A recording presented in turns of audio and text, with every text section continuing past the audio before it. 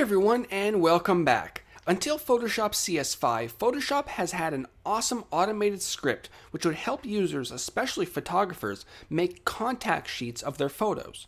But for some reason, it vanished once Photoshop CS5 came around. Well, after a short absence, contact sheets are back in Photoshop CS6. Let's take a look at how you can create your own contact sheets in Photoshop. Unlike many tasks that you perform in Photoshop, creating a contact sheet doesn't really require much setup. Because it's an automated process, Photoshop does most of the heavy lifting for you.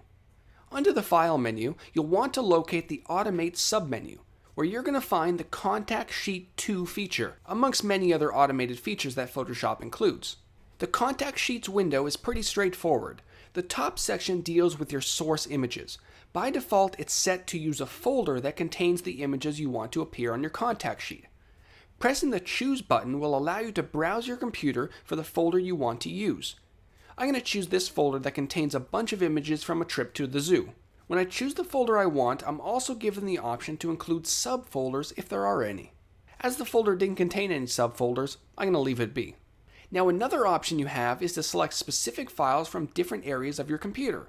Notice when I choose the Files option, I'm presented with an empty list.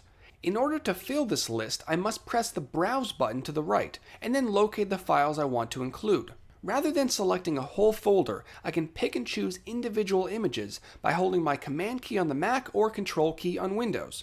The other advantage to this method is that you're not limited to one folder.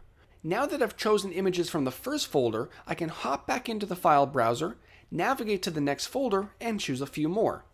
This way, you don't have to worry about organizing your photos beforehand. You're free to pick and choose as you wish. The last option is Open Documents, which would come in handy if you've been actively editing your photos and they're still open in Photoshop. Now, a bit further down is the Document control. This will set up the document that the images will be laid out on. Usually, contact sheets are printed on a standard 8.5 by 11 inch paper, but you can enter any size that you require. Of course, there's also the option to change the resolution. As we discussed in the previous video, a higher resolution around 300 will give you very clear, sharp prints, while a lower resolution may result in pixelation. Because the images will not be full size, lowering the resolution to around 150 should be okay. You can also change the color mode, bit depth, and color profile if you or your printer find it necessary. Finally, the last option within the Document section is the option to flatten your layers. If this is checked on, once Photoshop completes the contact sheet, all layers will be flattened into one.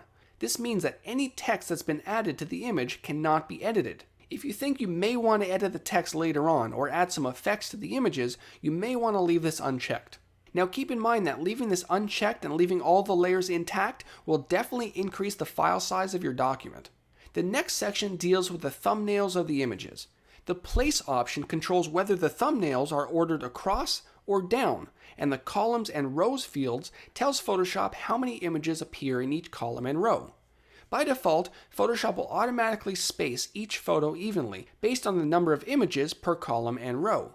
But if you want more control over the spacing, you can turn off Use Auto Spacing and enter your own values.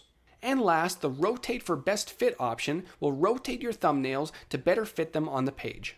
However, if this option is checked on, you may end up with horizontal thumbnails which are supposed to be vertical. So if you want all thumbnails to be displayed correctly, leave this option off.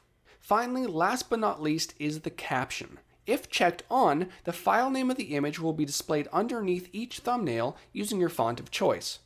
If you're not too concerned about the file name, you can safely leave this off.